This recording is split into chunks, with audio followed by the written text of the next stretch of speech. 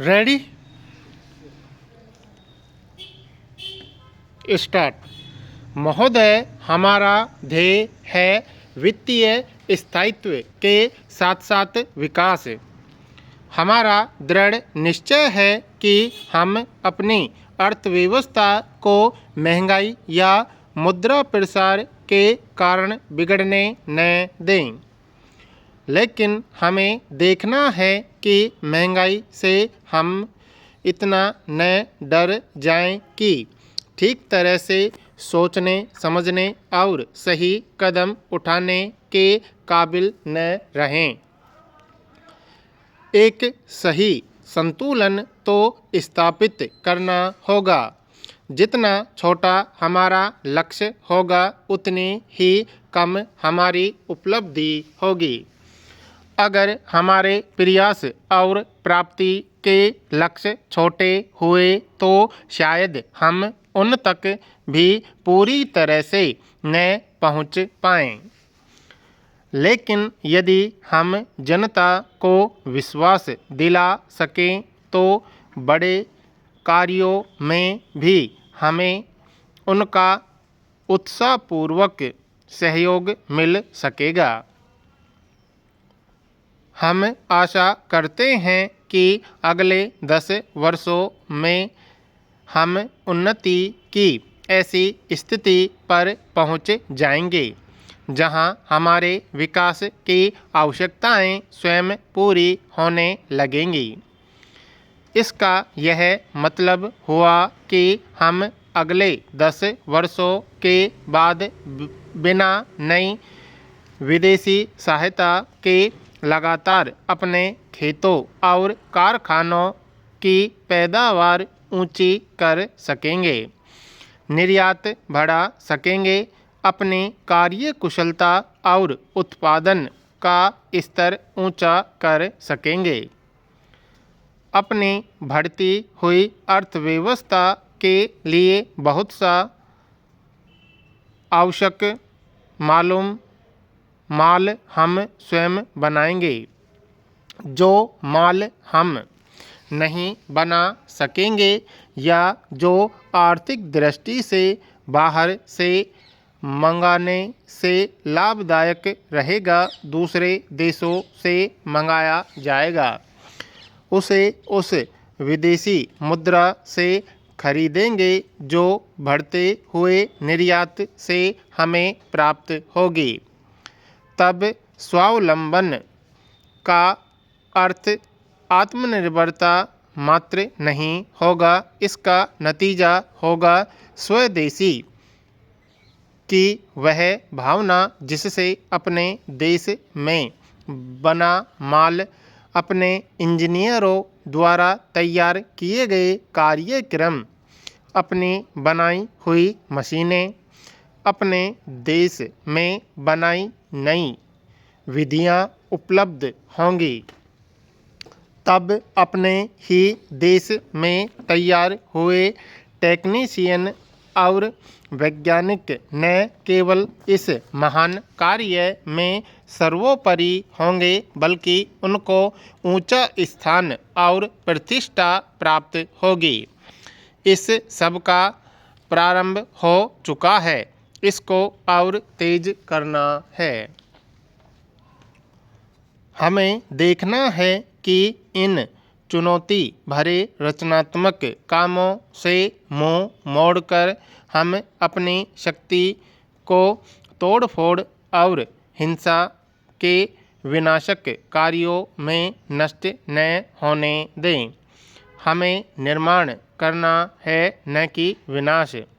हमें उत्पादन बढ़ाना है न कि इसे रोकना है। उत्तर प्रदेश में हाल ही में ट्रकों की हड़ताल से माल के आने जाने में रुकावट हुई। इससे प्रदेश में माल पैदा करने वालों और दिल्ली में खरीदारों को तकलीफ हुई। महोदय, यह कहा जाता है कि योजना की सफलता बहुत सीमा तक जनता का उत्साहपूर्वक सहयोग जुटाने पर निर्भर है और पिछले वर्षों में हमारा काम देखते हुए उसकी आशा कम है। मैं इस विषय पर बहस नहीं करना चाहती, लेकिन इतना ज़रूर कहूँगी कि हमारी जनता कभी पीछे नहीं रही। एक ही वर्ष पहले अपने आदर्शों की रक्षा के लिए हमारी जनता एक दीवार बनकर खड़ी हो गई थी। सौभाग्य से इस उपमहाद्वीप में चलने वाली यह लड़ाई कुछ सप्ताह ही चली। उन वीर जवानों के प्रति जो रणभूमि में लड़े और जख्मी हुए, हमारी सच्ची श्रद्धांजलि यही है कि जहाँ तक हमसे बन पड़े हमारी सीमाओं पर शांति रहे और हमारी जनता का जीवन सुखी हो। हम इस घोषणा पर आज भी अडिग हैं, जिसे भारत और पाकिस्तान ने स्वीकार करके आपसी मतभेद दूर करने के लिए बल प्रयोग न करने का निश्चय किया था। इसमें कोई शक नहीं कि यह हमारी हार्दिक इच्छा है कि हम अपने पड़ोसियों के साथ शांति से रहें। हम दोनों देशों में आर्थिक सहयोग चाहते हैं और हमें खुशी होगी कि दोनों देशों के लोग एक दूसरे से मिले जुलें, जिससे झूठे डर और शंकाएं दूर हों। पाकिस्तान के प्रमुख शहरियों को दावत है कि वे हिंदुस्तान आएं, घूमें फिरें और स्वयं अपने नतीजे पर पहुँचे। हम झगड़ा नहीं, मित्रता चाहते हैं। संघर्ष का खतरा कहीं और भी है। अगले कुछ दिनों में लंदन में राष्ट्रमंडल के प्रधानमंत्रियों का सम्मेलन होने वाला है। इस सम्मेलन में एक ऐसी समस्या पर विचार होगा जिसमें हमारी भी उतनी ही गहरी दिलचस्पी है जितनी कि हमारे अफ्रीका मित्र देशों की। वह है रोडेशिया।